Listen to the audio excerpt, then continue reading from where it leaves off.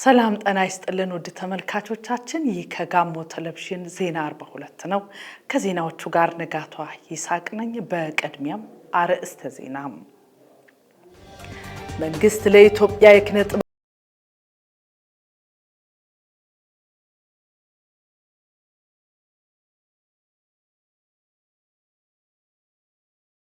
ማሻሻያውን ተከትሎ በህብረት ስራ ማህበራት አመርቂ ስራዎች መከናወናቸውን የጋሞ ዞን ዋና አስተዳዳሪ ዶክተር ደምሴ አድማሱ ተናገሩ። ከኩረጃ ነፃ የሆነ የፈተና ስርዓትን እውን ለማድረግ የትምህርት ማህበረሰብ ኃላፊነቱን ሊወጣ እንደሚገባ ተገለጸ። የአሜሪካው ፕሬዝዳንት ዶናልድ ትራምፕ ነዋሪዎች ከኢራኗ መዲና ቴህራን በአስቸኳይ ለቀው እንዲወጡ ትዕዛዝ አስተላለፉ።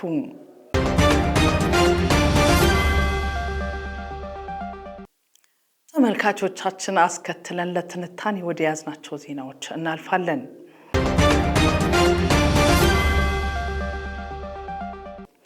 የኪነ ጥበብ ባለሙያዎች የወል ትርክትን በመገንባት በኩል ሙያዊ ኃላፊነታቸውን እንዲወጡ ጠቅላይ ሚኒስትር ዶክተር አብይ አህመድ አሳሰቡም። መንግስት ለኢትዮጵያ የኪነ ጥበብ እድገት እያደረገ ያለውን ዘርፈ ብዙ ድጋፍ አጠናክሮ እንደሚቀጥልም አረጋግጠዋል። ደግሰው በቀለ ተጨማሪ ያለው ጠቅላይ ሚኒስትር ዶክተር አብይ አህመድ ከመላው ኢትዮጵያ ከተወጣጡ የኪነ ጥበብ ማህበረሰብ ተወካዮች ጋር ውይይት አድርገዋል። በውይይቱ ላይም ጠቅላይ ሚኒስትሩ እንደገለጹት በዓለም ሆነ በኢትዮጵያ ታሪክ ውስጥም ኪነ ጥበብ ስልጣኔ ለማምጣትና ብልጽግናን ለማረጋገጥ አይተኬ ሚና አለው ብለዋል። ስልጣኔን ያመጡ ብልጽግናን ያረጋገጡ በእኛም ታሪክ እንደተገለጸው ቅድም ከኪነ ጥበብ ከአርት የወጣ ስራ ይሰሩ አይደሉም። ስልጣኔና አርት እጅ ለእጅ ተያይዘው ስራ የሚሰሩት። የትም ዓለም ሰለጠነ ከተባለ ቀድሞ ይመጣው አርት ነው።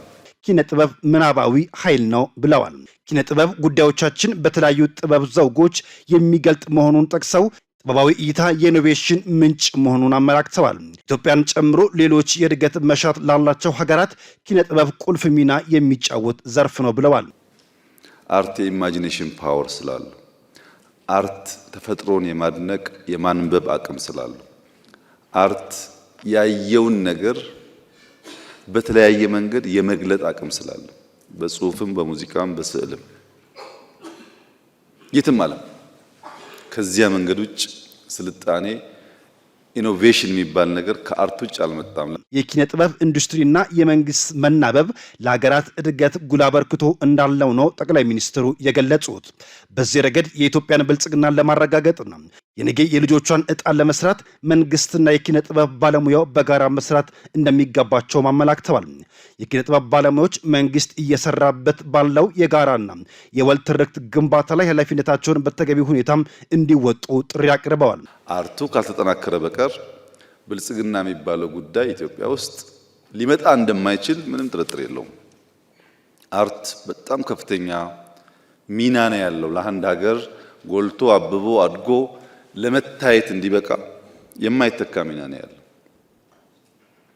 የጋራ ትርክትን ገንባ የሚል መንግስት አርትን የማይጠቀም ከሆነ፣ ለብልጽግና መሰረት እንጣል የሚል መንግስት አርትን የማይጠቀም ከሆነ ህልም ብቻ ነው የሚሆነው፣ አይሳካም። እንዲሳካልን ካስፈለገ መናበብ ያስፈልጋል። ከ6 ዓመታት በፊት ኪነ ጥበብ ባለሙያዎች ጋር ባደረጉት ውይይት የጥበብ እድገት ለሀገር አንድነትና እድገት ያለው አስተዋጽኦ አስመልክቶ የጋራ መግባባት ላይ መደረሱን አንስተዋል። መንግስት የኪነ ጥበብ አስፈላጊነት በሰነዶች ላይ በማስቀመጥና በአመራሮች ስልጠናይም በሚገባ በማስረጥ ወደ ስራ መገባቱን አመላክተዋል።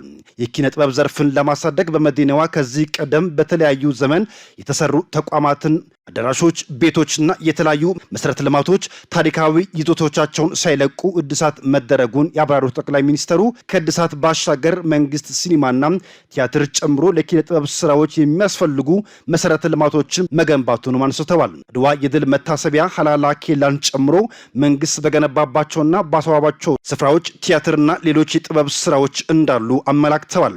የግል ዘርፉም በኪነ ጥበብ ዘርፍ ተሳትፎ ያደረገባቸው ስራዎች አሉ ያሉት ጠቅላይ ሚኒስትሩ በእንጦጦ ፓርክ የጥበብ ውጤቶችን ላብነት ጠቅሰዋል። መንግስት ቅድመ መደበኛ እስከ ዩኒቨርሲቲዎች ኪነ ጥበብ በስርዓተ ትምህርት እንዲካተትና ትውልድ እንዲገነባ አበክሮ እየሰራ ይገኛል ብለዋል። በሰው ሰራሽ አስተውሎት ፊልሞች የተሰሩ እንደሚገኙ ጠቀሱ ጠቅላይ ሚኒስትሩ የኪነ ጥበብ ባለሙያዎቹ ዘርፉ ይዞ የመጣውን አዲስ እድል እንዲጠቀሙ ጥሪ አቅርበዋል። መንግስት ለኪነ ጥበብ ዘርፍ እድገት እያደረገ ያለውን ድጋፍ አጠናክሮ እንደሚቀጥል ገልጸዋል።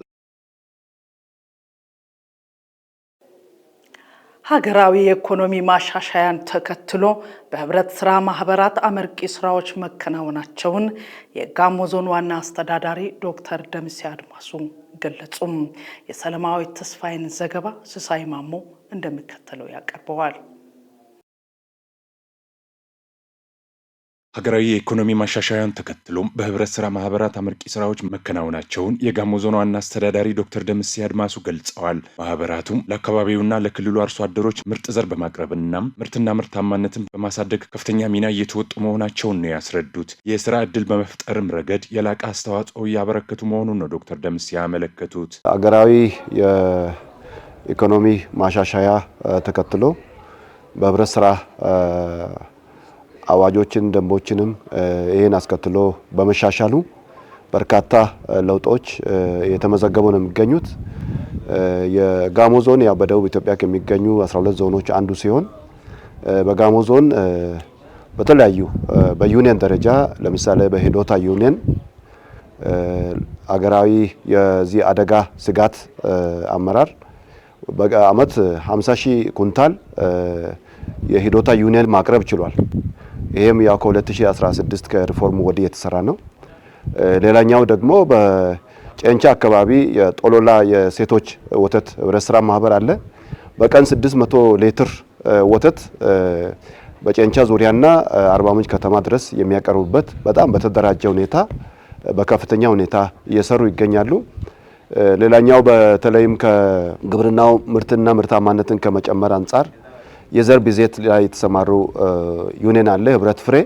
ይሄም በከፍተኛ ሁኔታ በአካባቢ የዘር ብዜት በማድረግ ለአካባቢ አርሶ አደርም ለክልሉም የብዜት ማዕከል ሆኖ በማገልገል ላይ ነው የሚገኘው። የህብረት ፍሬ ምርጥ ዘር ብዜትና ግብይት ህብረት ስራ ዩኒየን ዋና ስራ አስኪያጅ አቶ እንዳለ በየነም በዩኒየኑ ከለውጡ ዓመታት ወዲህ ውጤታማ ስራዎች መከናወናቸውን ጠቁመዋል። የዘር ብዜት ስራዎችን በማከናወን በተለያዩ አካባቢዎች ለሚገኙ አርሶ አደሮች እያቀረቡ መሆኑን ነው የሚናገሩት። ህብረት ፍሬ ዩኒየን ከሪፎርሙ በኋላ አሁን ዩኒየኑ በጣም ጥሩ ነገር እየሰራ ያለበት ሁኔታ አለ። ወደ ማትረፍ ደረጃም የደረሰበት ሁኔታ አለ። ምንሰራው ዘር ብዜት ስራ ብቻ ነው። ሲንሰራ ሁሉም አግሮኢኮሎጂን ያማከለ ዘሮችን ነው ምንሰራው እና የመሳሰሉ የችግኝ ዝርያዎችን እናዳቀላለን ወጣቶችን በማደራጀት ዩኒየኑ በጣም ብዙ ነገሮችን አሁን ከሜካናይዜሽን ጋር ተያይዞ ለአርሶ አደሩ በተለይ በብዛት አርሶ አደሩ ከዚህ በፊት ያው እንደሚታወቀው በእጅና በበሬ ነበረ። አሁን ዩኒየኑ ከአግሪካልቸራል ትራንስፎርሜሽን ኤጀንሲ የተለያዩ ኤንጂኦዎች ድርጅቶች ያግዙታል። ምክንያቱም መንግስት አርሶ አደር ላይ የሚሰራ ከመሆኑ የተነሳ በብዙ ማሽነሪ ያግዛሉ። ይህንን የምንመለከተውን ስቶር የዘር ማከማቻ መጋዘን ደረጃ በጠበቀ መልኩ መጋዘን ሰርቶልን የሰጠው አግሪካልቸራል ትራንስፎርሜሽን ኤጀንሲ ኤቲአይ የሚባለው ድርጅት ነው፣ መንግስታዊ ነው። ይሄ የዘር ማበጠሪያ ማሽን ነው። ስታንዳርዱን የጠበቀ ኢንተርናሽናል ነው። ቢያንስ በቀን እስከ 200 ኩንታል ዘር ማበጠርና ማሸግ ስራ የሚሰራ ነው። ከኛ አልፎ የሌሎችንም ዘር አባዥ የሆኑ ድርጅቶችም ጭምር የክራይ አገልግሎት በማግኘት ዘር የምናበጥርበት ሁኔታ አለ። ባለፉት ጊዜያት በዩኒየኑ ውጤታማ ስራዎች መከናወናቸውን የገለጹት የህዶታ ሰብል አምራች ገበሬዎች ሁለገብ ህብረት ስራ ዩኒየን ዋና ስራ አስኪያጅ አቶ ብሩክ ጸጋይም መሰረታዊ የህብረት ስራ አባላትን ቁጥር ማሳደግ መቻሉን ያመለክታሉ። እርሳቸው እንደሚሉት አባላቱ ከ30 ሚሊዮን ብር በላይ ካፒታል ማፍራት ችለዋል። ዩኒየኑ ባለፉት 2 ዓመታት በተሰሩ የሪፎርም እንቅስቃሴዎች ከፍተኛ ለውጥ ካሳዩ ዩኒየኖች መካከል አንዱ ነው። በዚህም በአሁኑ ሰዓት ዩኒየኑ የአባል መሰረታዊ ህብረት ስራ ማህበራትን ወደ 75 ከፍ በማድረግ ያለውን የመስሪያ ካፒታል ከ32 ሚሊዮን ብር በላይ በማድረስ በ2016 ዓ.ም ከ13 ሚሊዮን ብር በላይ የጣራ ትርፍ በማግኘት ጠቅላላ ጉባኤ በማድረግና ትርፍ ክፍፍል በማድረግ ከፍተኛ ለውጥ አሳይቷል። ዩኒየኑ ከተሳተፈባቸው መሰረታዊ የሚባሉ የግብይትና የኢኮኖሚ ዘርፎች መካከል አንደኛው ትምህርት ቤት ምገባ ነው። ሁለተኛ ሰብል ግብይት ነው። ሶስተኛ የግብአትና የፍጆታ እቃዎች አቅርቦት ላይ በሰፊው ተሳትፏል። ትምህርት ቤቶችን የምግብ እህል በማዘጋጀት አቅርበዋል። ከ40 ሺህ ኩንታል በላይ ለፌዴራል አደጋ ስጋት የበቆሎ ምርት አካባቢ ምርት በመሰብሰብ ለገበያ አቅርበዋል። ከዚህም በተጨማሪ ለክልሉ የአደጋ ስጋት ስራ አመራር ኮሚሽን እንደዚሁ ተጨማሪ ከ5 ሺህ ኩንታል በላይ በቆሎ በማቅረብ በአንድ አመት ውስጥ ከ50 ሺህ ኩንታል በላይ የሰብልና የተለያዩ የፍጆታ እቃዎችን ግብይት በማድረግ ከ13 ሚሊዮን ብር በላይ የጣራ ትርፍ ማግኘት ችሎ ያለፈበት ዘመን ሆኗል። በለውጡ መንግስት በሁሉም ዘርፍ አመርቂ ውጤት ማስመዝገቡን የጨንቻ ዙሪያ ወረዳ አስተዳደር አስታወቀም። የጴጥሮስ ገመቹን ዘገባ ደግሰው በቀለ እንደሚከተለው ያቀርበዋል። ጨንቻ ዙሪያ ወረዳ ከጋሞ ዞን ማዕከል አርባ ምንጭ ከተማ 37 ኪሎ ሜትር ርቀት ላይ ትገኛለች። ወረዳዋ 35 ቀበሌያት ያላት ሲሆን አብዛኛው የህብረተሰብ ክፍል በእርሻና ሽመና ይተዳደራል። በእድገት ጎዳና ላይ የምትገኘው ጨንቻ ዙሪያ ወረዳ በለውጡ መንግስት ሰፊ የመሰረተ ልማት ስራዎች መከናወናቸውን የተናገሩት የጨንቻ ዙሪያ ወረዳ ዋና አስተዳዳሪ አቶ ይስማው ከተማ የመዋቅር የመንገድና ሌሎች የመሰረተ ልማት ጥያቄዎች ምላሽ ማግኘታቸውን ያስረዳሉ። ከመሰረተ ልማት አኳያ ነው። ስፔሻሊ ከግርጃ ጨንቻ ዋጫ ሞርካ መንገድ ረጅም ዓመት የህዝብ ጥያቄ ነበር። ሁለተኛው ለውጡ አሁንም ቀጥሎ ጨንቻ ጫኖ መንገድ ነው። ህዝባችን በጋራ ተጋግዞ ይሄ ምላሽ አግኝቷልና ትልቁ አንዱ ስኬት ብለን ማንሳት የምንችለው ከመንገድ ዘርፍ አኳያ እሱ ነው። ሌላው ለውጥ ምንድነው? ጨንቻ ሲባል የሚነሳው አጠቃላይ አንድ ወረዳ ነበረ። ስለዚህ ይሄ ወደ ጨንቻ ከተማ ጨንቻ ዙሪያና ቆጎታ ብሎ ተለይቶ ጨንቻ ከተማ ወደ ከተማነት ማደጓ ትልቅ ተስፋ ሰጥቶ አፕልና ወተትም በወረዳው ከሚመረቱ የግብርና ምርቶች መካከል ተጠቃሽ ናቸው። ለግብርናው ዘርፍ በተሰጠው ትኩረት አመርቂ ውጤት መገኘቱን አቶ ይስማው አብራርተዋል። በዘርፉ ለወጣቶች በተፈጠረው የስራ ዕድል ምርትና ምርታማነት ማሳደግ እንደተቻለ ጠቁመው በቀጣይም የበለጠ መስራት ይጠይቃል ብለዋል። ከግብርና አኳያ ክላስተርን ቤዝ በማድረግ እርሻችን ምርትና ምርታማነት ከመጨመር አኳያ በአንድ ቀበሌ እስከ 120 ሄክታር ክላስተር ማሳካት ለሀገር ጭምር ከስንዴ አኳያ ሚኒስትሮች ትላልቅ ሰዎች መቶ ማየት የሚችላቸው ሰፊ ስራዎች ተሰርቶ ለውጥ የመጣበት ድቡልቡል ድንች አኳያ ከሌማት ትሩፋት አኳያ በተለይ ጨንቻ ዙሪያ ወረዳ የሚታወቀው ከሌማት ትሩፋት አኳያ እንስሳት ምርት አኳያ ነው። በሀገር ደረጃ ጨንቻ ወተት ሲባል ታዋቂ ነበር። እነዚህ ስራዎችን መንደር ከመፍጠር አኳያ ሰፊ ለውጦች መጥተዋል። ሌላኛው የጨንቻ የሚታወቀው በሀገር ደረጃ ብራንድ ያገኘው ባለቤት የሆነው አፕል ነው። ስለዚህ አፕል ደረጃ አኳያ ፍሬን ከመጨመር ችግኝን ከማብዛት አኳያ በአርሶ አደር የተሰራው ሰፊ ስራ ነው የተሰራው። አጠቃላይ ስርዓት የሆኑ ወጣቶችን ሰብሰብ አድርገን በኢንተርፕራይዝ ተደራጅቶ ወደ ስራ ከመግባት አኳያ በወተት ላም ብትል፣ በዶሮ እርባታ፣ በእንቁላል ጣይ ብትል የመጣው ሰፊ ስራዎች አሉ። ግን ደግሞ አሁንም ስራ ይጠይቃል። በማህበራዊ ዘርፍም አበረታች ውጤቶች መመስገባቸውን አቶ ይስማው ገልጸዋል። ትምህርት ቤቶችን በመገንባትና የትምህርት ቁሳቁሶችን የማሟላት ስራዎቹ ተሰርተዋል ነው ያሉት። በጤናው ዘርፍ የእናቶችና የህፃናት ሞት ለመቀነስ የተሰራው ስራ ውጤታማ መሆኑን አንስተዋል። የማህበረሰብ ጤና መድን አተገባበር ውጤታማ ስለመሆኑም ጠቁመዋል። ትምህርት ቤቶችን ማደስ ከግቢ ጀምሮ ከመጽሐፍ አቅርቦት ጀምሮ አንድ መጽሐፍ ለአንድ ጀምሮ ሰፊ ስራዎች ተሰርተዋል። ትምህርት ቤት ከመገንባት ጥገና ከማድረግ አኳያ ትምህርት ላይ ሰፊ ስራዎች ተሰርተዋል። አሁን ያለው ተስፋ ሰጪ ነገሮች አሉ። የእናቶችና የህፃናት ሞት ከመቀነስ አኳያ በእርግጠኝነት እሱ ላይ ሰፊ ስራ ተሰርተዋል። ሰው መታከም ባለበት በኪሱ ሳይሆን በበሽታው ልክ እንዲታከም ማጥመን ተግባራዊ ከማድረግ አኳያ ሁሉም ጤና ጣቢያ ሄዶ ጤናን ቼክ ከማድረግ አኳያ የመጡ ለውጦች ትልቅ ለውጣቸው። ሴቶችን በማህበር በማደራጀት በተለያዩ የስራ መስኮች እንዲሰማሩ ተደርገዋል ያሉት አስተዳዳሪው በዚህም በርካታ ተምሳሌት የሆኑ ሴቶችን ማፍራት እንደተቻለ ገልጸዋል። ሴቶችን ሰብሰብ በማድረግ በህብረት በማደራጀት ቁጠባ እንዲቆጥሩ በግብርና ስራ፣ በጤና ስራ፣ በሌማት ትሩፋት ስራ ሴቶች ፊት እንዲወጡ ሰፊ ስራዎች ተሰርተዋል። አንዳንድ ቀበሌ ወረደ ስትሉ ሞዴል የሆኑ ሴቶች አሉ። በእርባታ ዘንድም ጭምር በጓሮ አትክልት ዘንድም ጭምር ሞዴል የሆኑ ሴቶች አሉና እነዚህን ከማፍራት አኳያ በጣም ትልቅ ለውጦች መጥተዋል። ለግብርናው ዘርፍ ምቹ ሁኔታ መኖሩን ያስገነዘቡት አቶ ይስማው ባለሀብቶች ኢንቨስት እንዲያደርጉ ጥሪ አቅርበዋል። በርካታ ቱሪስቶች ወደዚህ ይመጣሉ። በርካታ እንግዶች ይመጣሉ። ይህን አሁኑ ማስፋት ያስፈልጋል በቱሪስት ዘርፍ መጥተው። ስለዚህ ይህን ኢንቨስት ቢያደርግ ጨንቻና አካባቢውን ራሱ መቀየር ይችላል። በደቡብ ኢትዮጵያ ክልል የግሉ ዘርፍ የኢንቨስትመንት ተሳትፎ ለማሳደግ የሚያስችል የተቀናጀ ድጋፍ እየተደረገ መሆኑን የክልሉ የኢንቨስትመንት ቢሮ አስታወቀም። የክልሉ የኢንቨስትመንት ቢሮ ኃላፊ ወይዘሮ አጽደ አይዛም ባለፉት 10 ወራት ከ10.1 ሚሊዮን ብር በላይ ካፒታል ያስመዘገቡ 164 የኢንቨስትመንት ፕሮጀክቶች ፈቃድ ወስደው ወደ ስራ መገባታቸውን ጠቁመዋል። ፕሮጀክቶቹ በግብርና፣ በኢንዱስትሪና በአገልግሎት ዘርፎች የተሰማሩ ሲሆን ክልላዊ የኢንቨስትመንት ፕሮጀክቶች ቁጥር 1700 በላይ መድረሱን አስታወቁም። አሁን ላይ በኢንቨስትመንት ዘርፍ እየታየ ያለው መነቃቃት ኢኮኖሚውን በመደገፍ ለበርካቶች የሥራ ዕድል መፍጠሩን አስረድተዋል። ዘገባው የኢትዮጵያ ዜና አገልግሎት ነው።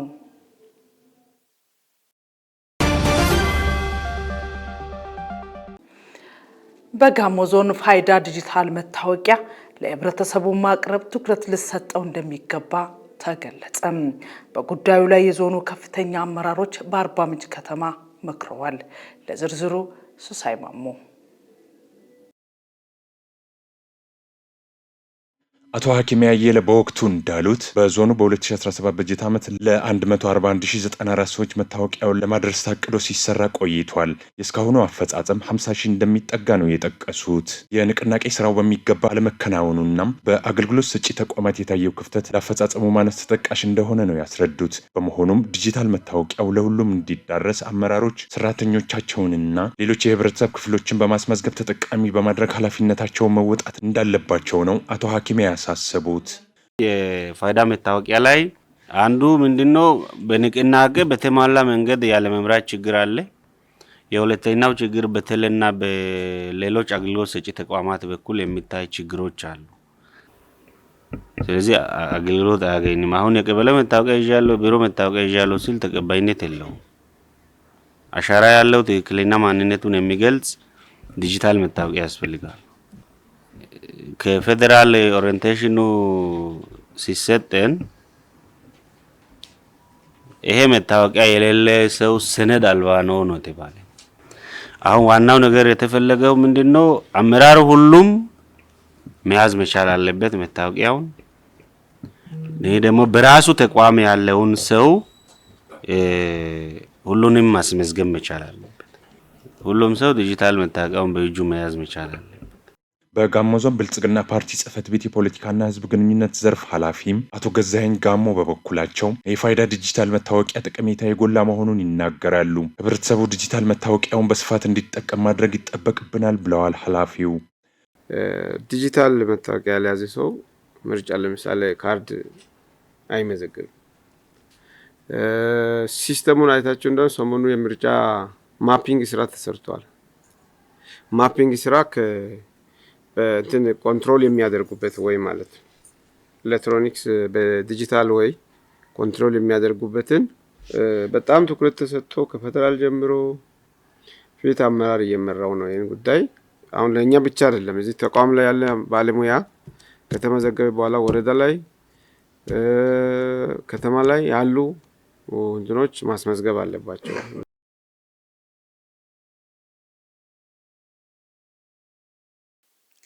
ኩረጃ ነፃ የሆነ የፈተና ስርዓትን እውን ለማድረግ የትምህርት ማህበረሰብ ኃላፊነቱን ሊወጣ እንደሚገባ የአርባ ምንጭ ከተማ አስተዳደር ትምህርት ጽሕፈት ቤት አስታወቀም።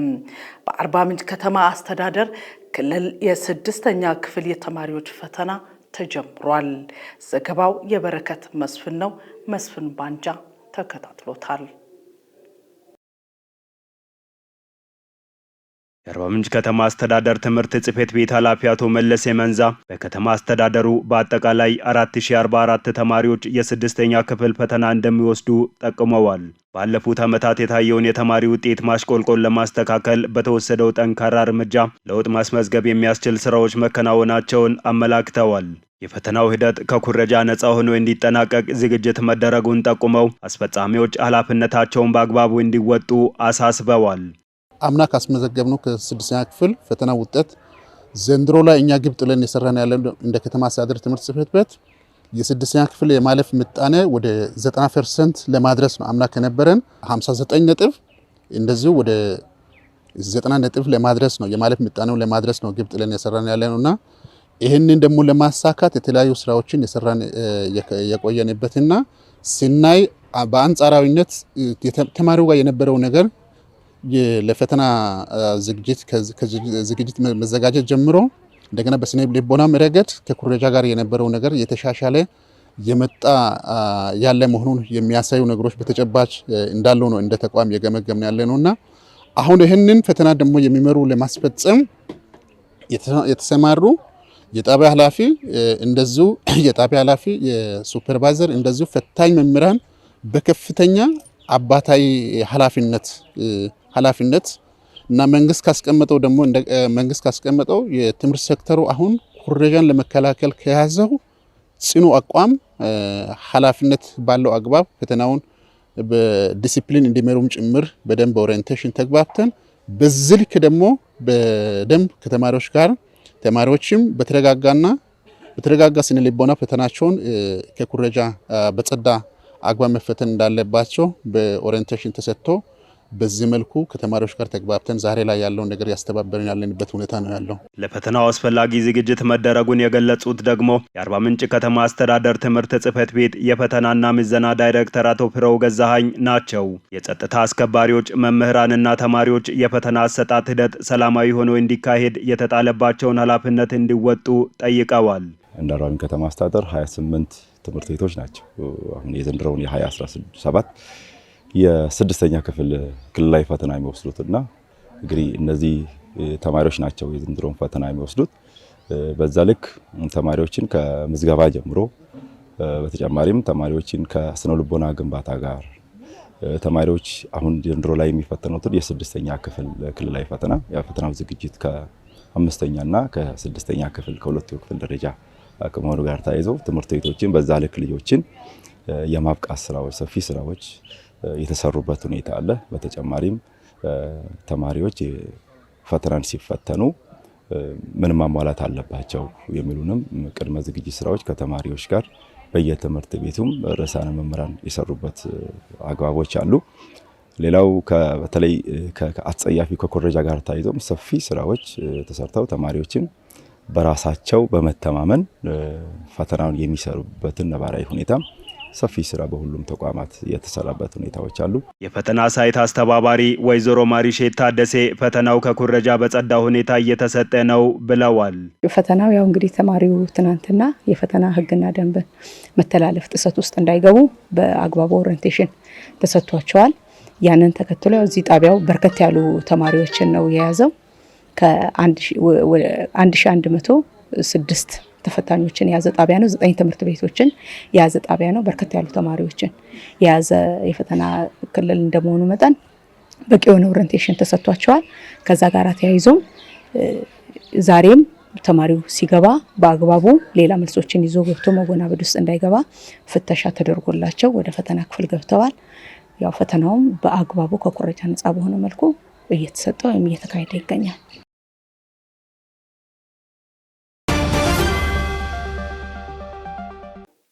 ከውጭ የአሜሪካው ፕሬዝዳንት ዶናልድ ትራምፕ 17 ሚሊዮን ነዋሪዎች ከሚኖሩባት የኢራኗ መዲና ቴህራን በአስቸኳይ ለቀው እንዲወጡ ትዕዛዝ አስተላለፉም። የፕሬዝዳንቱ አስተያየት የተሰማው የእስራኤል ጦር በመቶ ሺዎች ከሚኖሩባት ከሰሜን ምስራቃዊ ቴህራን እንዲወጡ ማስጠንቀቂያ ከሰጡ በኋላ ነው። ተጨማሪ አለን።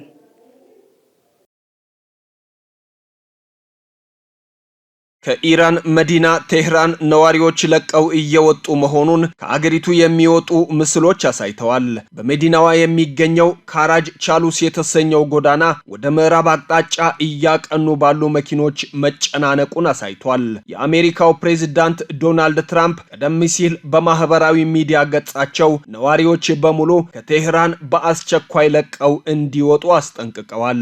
የእስራኤል ጦር ከዚያ ቀደም ብሎ ነዋሪዎች ከሰሜን ምስራቅ ቴህራን ለቀው እንዲወጡ ማስጠንቀቂያ አውጥቷል። በእስራኤልና ኢራን መካከል የቀጠለው የአየርና የሚሳኤሎች ጥቃት መባባሱን ተከትሎ በእስራኤል የሚገኘው የቻይና ኤምባሲ ዜጎቹ በተቻለ ፍጥነት አገሪቱን ለቀው እንዲወጡ አሳስቧል። የቻይና ኤምባሲ በሁለቱ አገራት መካከል ያለው ግጭት እየተባባሰ ቀጥሏል ሲል ማክሰኞ ባወጣው መግለጫ አትቷል። በርካታ የሲቪል መሰረተ ልማቶች ወድመዋል። የዜጎች ሞት እየጨመረ ነው። እንዲሁም የጸጥታው ሁኔታም አሳሳቢ እየሆነ መጥቷል ብሏል። ኢራን ተከታታይ ሚሳኤሎችን ወደ እስራኤል መተኮሷን የእስራኤል የመከላከያ ኃይል ሲያስታውቅ 5 ሰዎች ላይ ቀላል ጉዳት መድረሱ ተነግሯል። በዚህም የተነሳ የአየር ጥቃት ማስጠንቀቂያ ደወል በመላው አገሪቱ የተሰማ ሲሆን የመከላከያ ኃይሉ በተለያዩ የአገሪቱ ክፍሎች ውስጥ የሚገኙ ነዋሪዎች ከጦር ኃይሉ የሚሰጡትን መመሪያዎች እንዲከተሉ ጠይቋል። በኢየሩሳሌምና ቴል አቪቭ የሚገኙ የቢቢሲ ዘጋቢዎችም ዛሬ ረፋድ ላይ በርካታ የፍንዳታ ድምጾችን መስማታቸውን ገልጸዋል። የጥቃት ማስጠንቀቂያ ደወሉን ተከትሎ ቢያንስ አንድ ሚሳኤል ማዕከላዊ እስራኤልን መምታቱ ተዘግቧል። የእስራኤል የአደጋ ጊዜ አገልግሎት ባወጣው መረጃ ረፋድ ላይ ከኢራን በተወነጨፉ ሚሳኤሎች ምክንያት በሰዎች ላይ ቀላል ጉዳት ደርሷል። በማዕከላዊ እስራኤል በሚገኘው የአውቶቡስ ማቆሚያ ስፍራ ላይ በደረሰ ጥቃት 5 ሰዎች በፍንጣሪ ተመተው ቀላል የመቁሰል አደጋ እንደደረሰባቸው የእስራኤል የአደጋ ጊዜ አገልግሎት ቃል አቀባይ ማጊን ዴቪድ አዶም ተናግረዋል። ሆኖም የእስራኤል ጠቅላይ ሚኒስትር ቤንያሚን ኔታንያሁ ከኤቢሲ ሚዲያ ጋር ባደረጉት ቆይታ ጉዳዩን እያጤኑበት መሆኑን ጠቁመዋል። የሃሜኒ ግድያ ግጭቱን ይቋጨዋል፣ እንዲሁም የኒውክሌር ጦርነትን ይከላከላል ብለዋል። የኢራንና የእስራኤል ግጭት ተባብሶ 5ኛ ቀኑን መያዙን ተከትሎ የአሜሪካው ፕሬዝዳንት ዶናልድ ትራምፕ በካናዳ እየተካሄደ ያለውን የቡድን 7 ጉባኤ ከመጠናቀቁ በፊት አቋርጠው መመለሳቸው ተገልጿል። በኢራንና በእስራኤል መካከል እየተባባሰ ከመጣው ግጭት ጋር ተያይዞ ፕሬዝዳንቱ ወደ ዋሽንግተን መመለስ አለባቸው ሲል ዋይት ሃውስ አስታውቋል። ግልጽ በሆኑ ምክንያቶች ቀደም ብዬ መመለስ አለብኝ ሲሉ ትራምፕ የተናገሩ ሲሆን የዋይት ሃውስ ብሔራዊ ደህንነት ምክር ቤት እንዲሰበሰብ ትዕዛዝ ስለማስተላለፋቸው ሪፖርቶች ወጥተዋል። አሜሪካ በመካከለኛው ምስራቅ ያለውን የመከላከል አቅም ለማሳደግ ወደ ቀጠናው ተጨማሪ መሳሪያ እንደምታሰማራ የአሜሪካ የመከላከያ ሚኒስትር ፔት ሄግሴት ተናግረዋል። ነገር ግን አሜሪካ እስራኤል በኢራን ላይ እየፈጸመች ያለችውን የማጥቃት ዘመቻ ልትቀላቀል ትችላለች የሚሉ አስተያየቶችን የአሜሪካ ባለስልጣናት ውድቅ አድርገዋል። የኢራን መንግስት የቴሌቪዥን ጣቢያ አካል የሆነው የኢራን እስላማዊ ሪፐብሊክ ኒውስ ኔትወርክ በእስራኤል ጥቃት እንደደረሰበትም ተገልጿል።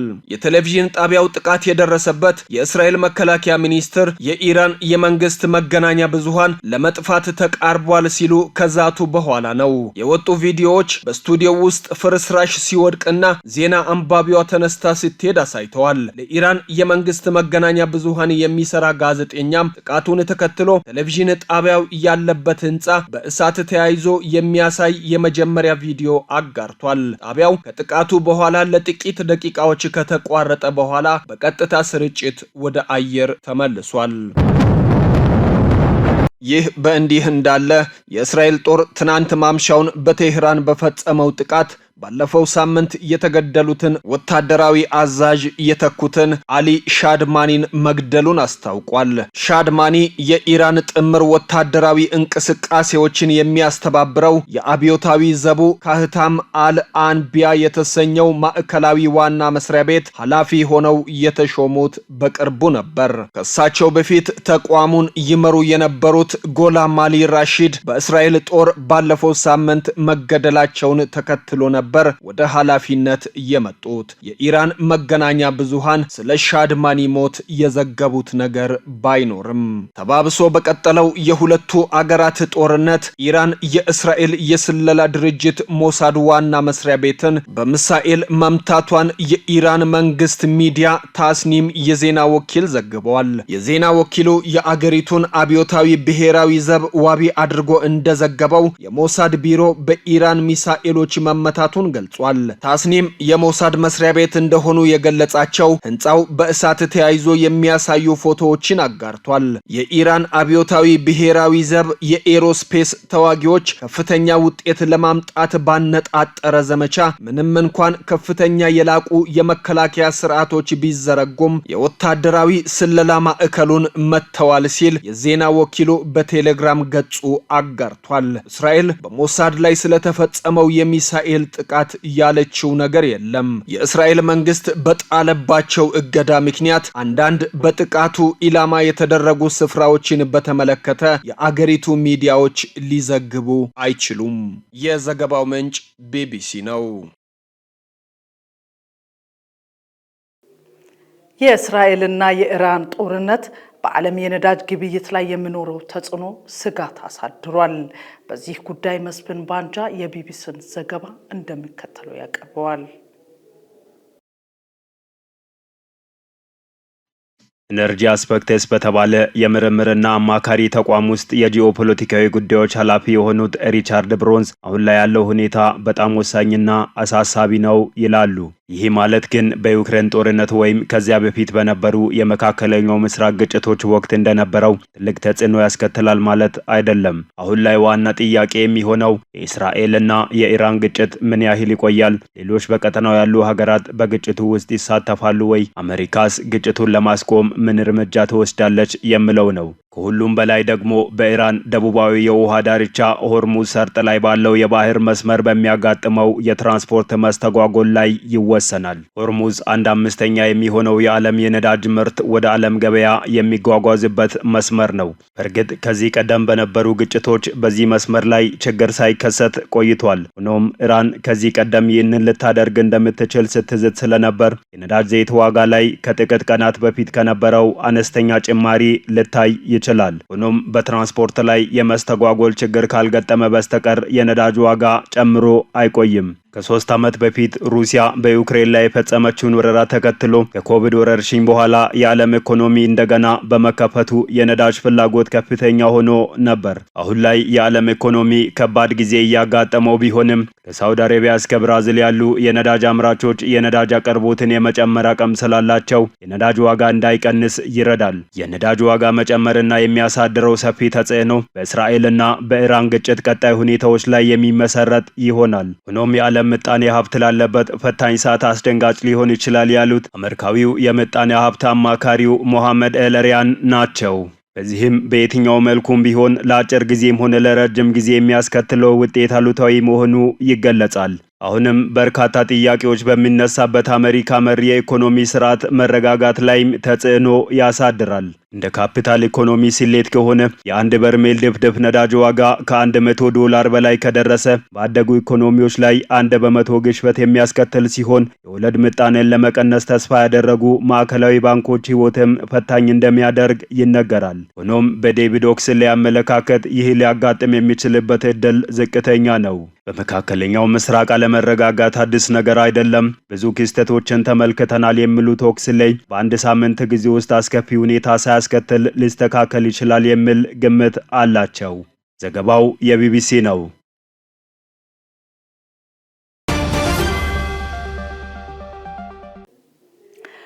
ተመልካቾቻችን ይህ ከጋሞ ቴሌቪዥን ዜና 42 ነው። ዜናዎችን ከማጠቃለላችን አስቀድመን አርዕስተ ዜናዎችን በድጋሚ መንግስት ለኢትዮጵያ የኪነ